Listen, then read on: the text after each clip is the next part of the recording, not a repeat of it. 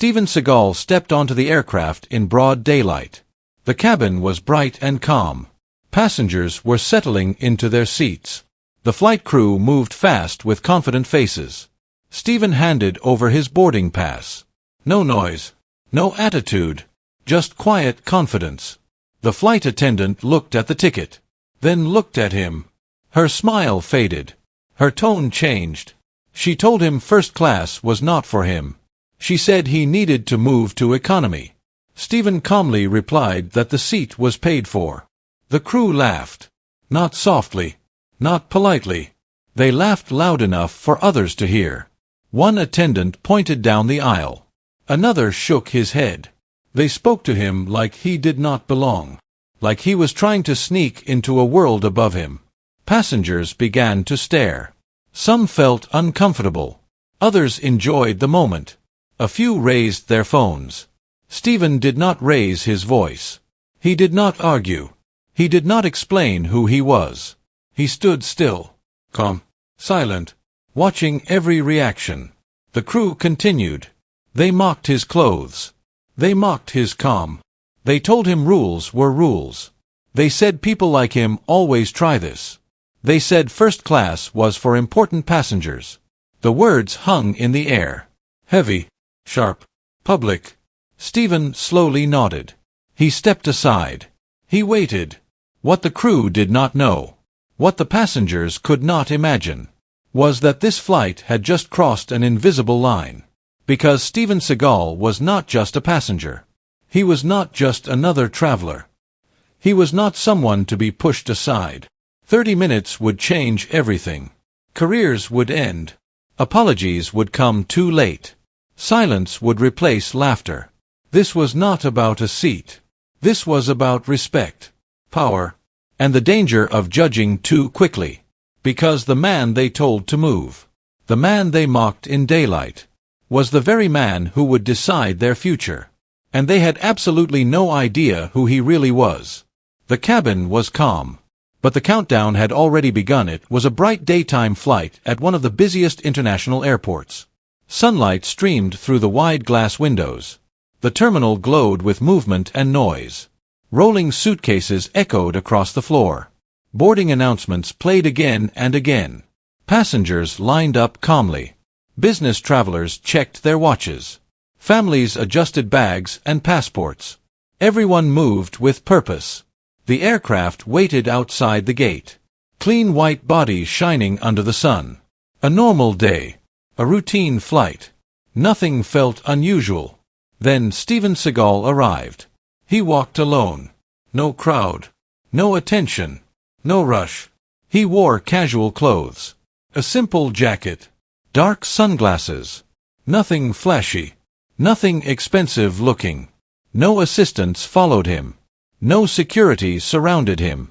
No special treatment requested. He blended in easily, like just another traveler heading to his seat. Steven stood in the boarding line patiently. He watched people ahead of him. He observed quietly, calm and unreadable. When it was his turn, he stepped forward, removed his boarding pass from his pocket, and handed it to the flight attendant. The attendant glanced at the ticket, then at his face, then back at the ticket.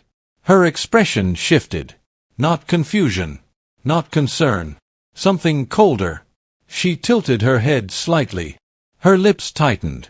Her tone changed. She looked past him toward first class, then back at Steven. She scoffed. First class is full, sir. You will sit in economy. Her words were sharp, public, unapologetic. Steven remained calm. He did not argue. He did not react. He gently said the seat was assigned. He pointed at the ticket. The attendant waved her hand dismissively. She barely looked again. Sir, please step aside. You are holding up the line. People behind him began to watch. Some leaned forward. Others whispered. Steven stepped aside quietly. Still calm. Still respectful. Another crew member joined. He glanced at Steven quickly, then laughed. This happens all the time. People try to sneak into first class. The words were meant to embarrass. And they worked. Passengers stared. Some smiled. Some shook their heads. Steven said nothing. He stood there, hands relaxed, breathing steady. The sunlight from the terminal windows reflected off the floor. Bright, clear, exposing everything. The moment stretched. The attendant continued boarding others. First-class passengers walked past Steven. Well-dressed, confident. No one questioned them. No one stopped them. Steven watched silently. This was not anger. This was observation. He was measuring the room, the tone, the behavior. The crew felt powerful, in control, untouchable. They did not ask his name. They did not verify carefully. They judged quickly, by clothes, by posture, by silence. The airport remained busy. But around this gate, time slowed. This was the setup, the calm before consequences. Because sometimes the loudest power is not the one making noise, but the one watching. And sometimes the biggest mistake is assuming importance looks a certain way. Backhand index pointing right. Comment below where you are watching from and tell us if you have ever been treated unfairly while traveling. Steven calmly pointed at his ticket. He did not raise his voice. He did not argue. His finger rested lightly on the printed seat number. The attendant barely looked.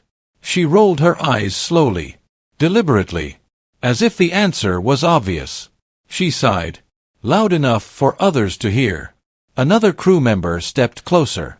He glanced at the ticket for half a second, then laughed. People like you always try this. The words cut through the air.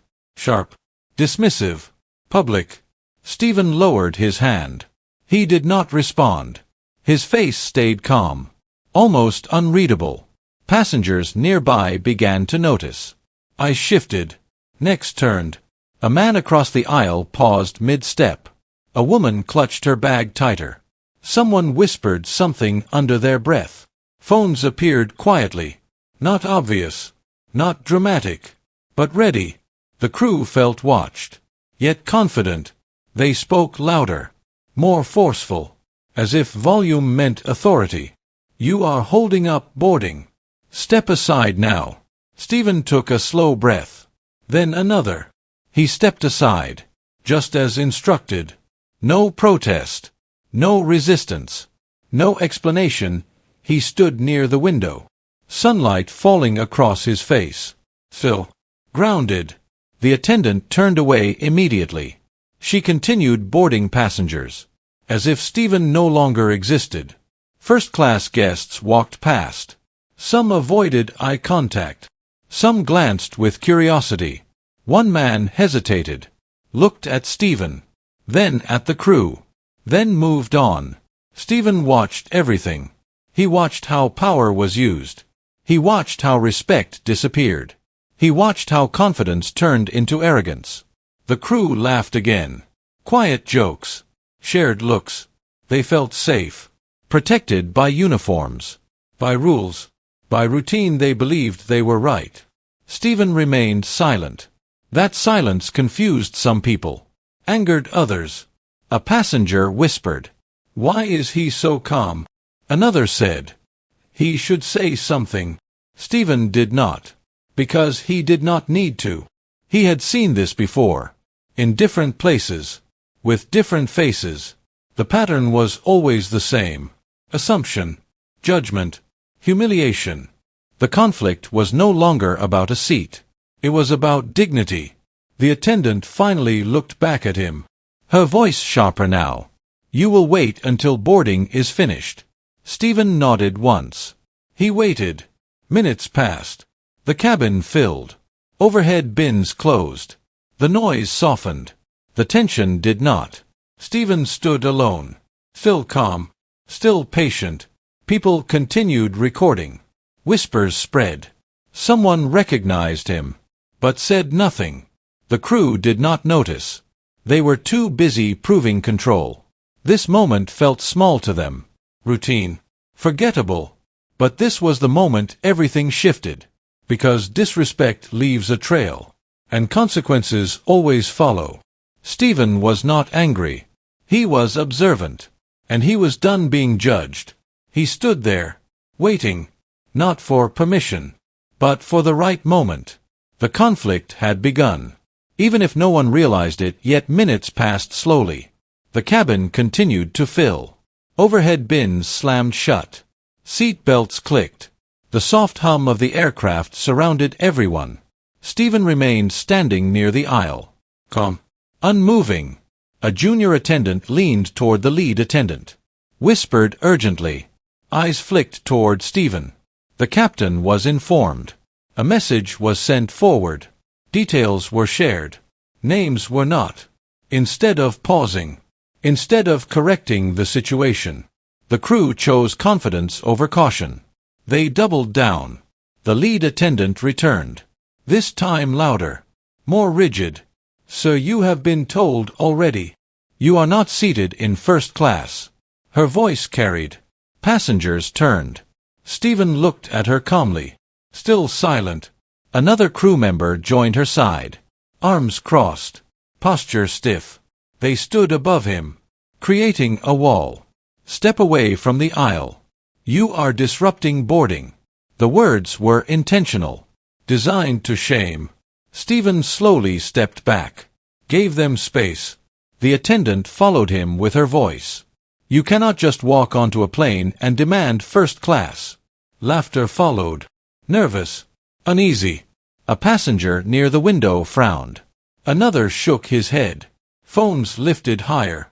The crew noticed, but continued. The captain did not come. No clarification arrived. Confidence turned into performance. The lead attendant raised her voice again. If you do not comply, we will have you removed from this flight. The cabin went quiet. That sentence changed everything. Eyes widened. Breathing paused. Steven looked around calmly, then back at her. Still no words.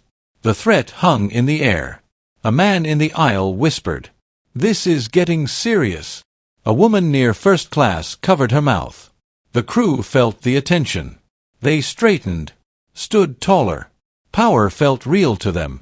One attendant reached for the intercom, stopped, then looked at Steven again. "You are causing a delay. You will follow instructions now." Steven nodded slowly. The sunlight from the windows cut across the cabin. Bright, exposing. The tension was visible. Passengers shifted uncomfortably. Some looked away. Others stared. A child asked quietly, "Why are they yelling at him?" No one answered. The crew continued speaking over each other, repeating commands, repeating threats.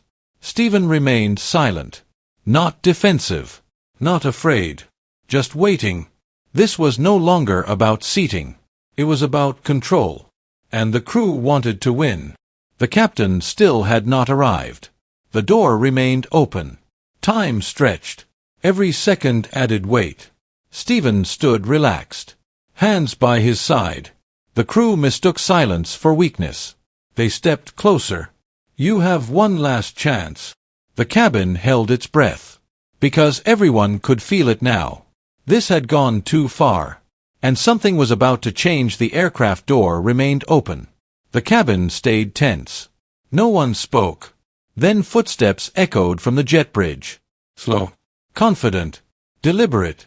A senior airline executive stepped onto the plane. Dark suit. Authority in his posture. Documents held tightly in his hand. The crew straightened instantly. Faces alert.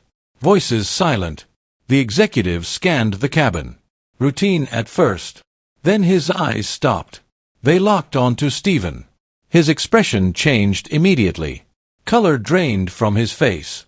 His steps slowed. The cabin noticed. He took one step closer. Then another. He froze. "Sir."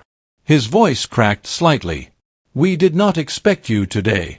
The words landed hard. Passengers gasped. Whispers exploded. Heads turned sharply toward Steven. Phones rose higher. Hands shook. The crew stood frozen. The executive walked faster now. Urgent. Respectful. He stopped directly in front of Steven. Lowered his head slightly. "Mr. Seagal." The name hit the cabin like thunder. The lead attendant stiffened. Her mouth opened. No sound came out. Another crew member stepped back, eyes wide. Passengers stared in disbelief. Steven Seagal. Not just a passenger. Not just a name. He was the airline's special operations director. And the top private investor. The man who decided policy. The man who reviewed conduct. The man who approved careers. Silence swallowed the cabin. The executive continued. We have been preparing for your inspection visit. We were not informed you would arrive like this. Steven removed his sunglasses slowly. Looked around the cabin. Calm. Controlled. This was not an inspection. It was a test. The words were quiet, but powerful. The crew could barely breathe. The executive turned toward them. His face hardened. Passengers felt the shift instantly. The power in the room changed sides. Moments ago, the crew held control. Voices loud. Confidence high. They looked small. Exposed. Steven glanced at the first-class seats.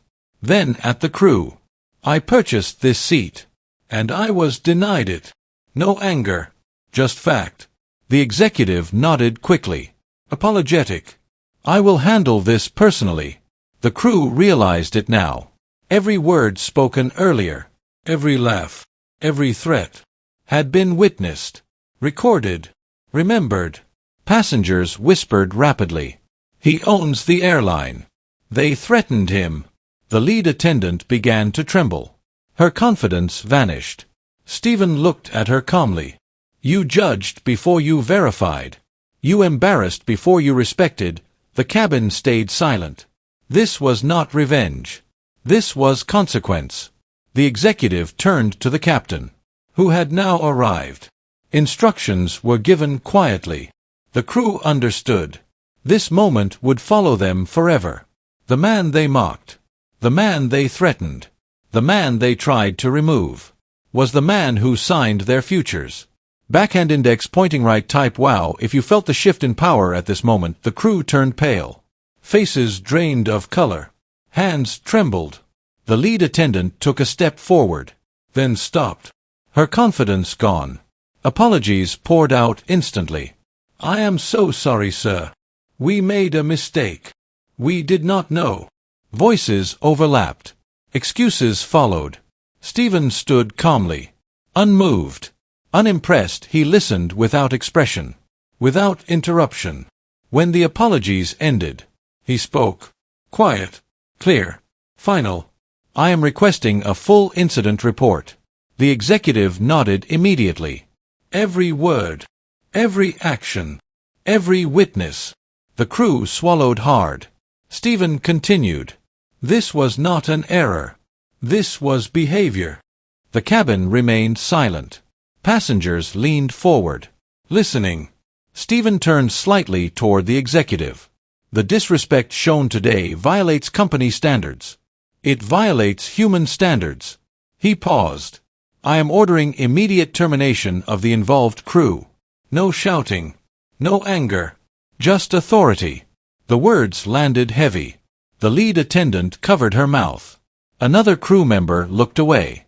Someone whispered a prayer. The executive confirmed the order without hesitation. Security was called quietly, professionally. The captain stood still, eyes lowered. Steven did not look at the crew again. There was no satisfaction in his face, no smile, only calm resolve. The crew gathered their belongings. Slow, silent. They avoided eye contact. With Steven, with passengers. Phones continued recording. This was not drama. This was consequence. As the crew exited the aircraft, the cabin stayed silent. No applause. No cheering. Just understanding. Passengers felt it. Justice had landed. Steven turned to the executive. Ensure retraining across all departments. No exceptions. The executive agreed. The captain addressed the cabin. His voice steady. We apologize for the delay. Thank you for your patience. Steven took his seat in first class. Finally, he adjusted his jacket, looked out the window. Sunlight poured in. Normalcy returned slowly. Passengers exhaled. Some nodded. Some smiled quietly. This was not about punishment. It was about accountability. The plane prepared for departure. Engines hummed. The incident was over. But the lesson remained. Respect is not optional. And power does not shout. The cabin understood that now never judge a person by appearance. Because appearance tells you nothing about character. Nothing about influence. Nothing about power. Respect should never depend on status. It should never depend on wealth. Or a seat class. Or a uniform. Respect is a choice. And it reveals who you are. What happened on that flight was not rare. It happens every day. In airports. In offices. In stores. In quiet moments when someone believes they are above another. True authority stays calm. It does not shout. It does not threaten. It does not humiliate. It observes. It listens. It waits. Arrogance, on the other hand, always exposes itself. Through laughter. Through tone. Through judgment. The crew believed control meant volume. They believed rules gave them power. They believed silence meant weakness. They were wrong.